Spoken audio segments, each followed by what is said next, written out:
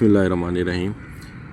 Exercise 1.2 class 9 question number 2 part 3 0.027 whole raise to power -1/3। तो सबसे पहले इस पॉइंट ख़त्म करेंगे, डेसिमल से इसको फ्रैक्शन की फॉर्म में कन्वर्ट करेंगे। तो डेसिमल से फ्रैक्शन की फॉर्म में कैसे कन्वर्ट होता है? पॉइंट के बाद 3 डिजिट हैं तो पॉइंट के नीचे 1 लिखेंगे और 3 ज़ीरो पुट कर देंगे तो डेसिमल से ये फ्रैक्शन में कन्वर्ट हो जाएगा। पॉइंट ख़त्म हो गया तो ये बन गया 0027। लेफ़्ट साइड पे 0 लिखते नहीं हैं तो ये हो जाएगा 27 divided by 1000 whole raise to power -1/3।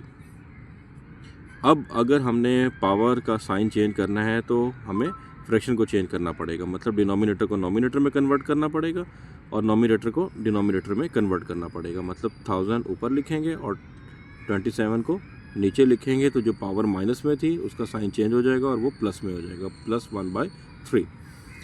तो अब 1000 ओवर 27 1000 होता है। अगर इसके हम फैक्टर बनाएं 1000 के तो इस तरह फैक्टर बनाएं तो आंसर आएगा 10 रेज टू पावर 3। तो मतलब 10 को अगर हम 3 टाइम लिख के मल्टीप्लाई करें तो आंसर आता है 1000। तो 1000 को हम लिख सकते हैं 10 रेज टू पावर 3 इस डिवाइडेड बाय 27 होता है। फैक्टर बनाएं तो 3 9 ज़ा 27 एंड 3 3 ज़ा 9, 3 1 ज़ा 3, मतलब 3 टाइम आया, 3 को पावर क्यूब। तो 27 को हम लिख सकते हैं 3 raise to power 3 into power है +1/3। प्लस का साइन पुट करें या ना पुट करें तो पावर बनी 1/3। तो ये जो पावर है ये होल की है, मतलब नोमिनेटर की भी है और डिनोमिनेटर की भी है। तो हम लिखेंगे 10 की पावर 3 मल्टीप्लाई बाई 1/3 इस divided by 3 raise to power 3 और होल की पावर 1/3। तो डिनोमिनेटर से नोमिनेटर कैंसिल, डिनोमिनेटर से 3 कैंसिल, तो ऊपर बच गया 10 और नीचे आ गया 3। तो फाइनल आंसर हमारे पास आया 10/3। देखते हैं पार्ट 4 को।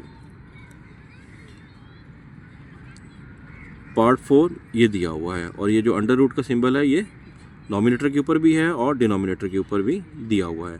तो इसको पहले हम अंडर रूट ख़त्म करें। तो अंडर रूट में इंडेक्स क्या दिया हुआ है 7, तो हम इसको रूट से अगर हम पावर की फॉर्म में कन्वर्ट करें तो ये बनेगा 1/7। अगर यहाँ 5 होता तो इसको हम लिखते 1/5। अगर यहाँ पे 3 होता तो लिखते 1/3। अगर यहाँ पे कोई साइन ना होता तो फिर हम लिखते 1/2। तो अभी फिर 7 दिया हुआ था तो 1/7 लिखेंगे। तो ये फ्रैक्शन की लाइन x की power 14 multiply by y raise to power 21 z 35 y 14 multiply by z 7। अब ये जो 1/7 है ये पावर सबकी है, मतलब x y z डिनोमिनेटर में y और z सबकी पावर 1/7 है। तो हम सबके साथ सेपरेट करके लिखेंगे इसको। तो x 14 पावर मल्टीप्लाई बाई 1/7 फिर y पावर 21 और होल की पावर 1/7 इसके साथ भी लिखेंगे। डॉट z की पावर 35 है और होल की पावर 1/7 है, इसके साथ भी 1/7 पुट करेंगे। तो इसी तरह डिनोमिनेटर में भी y की पावर 14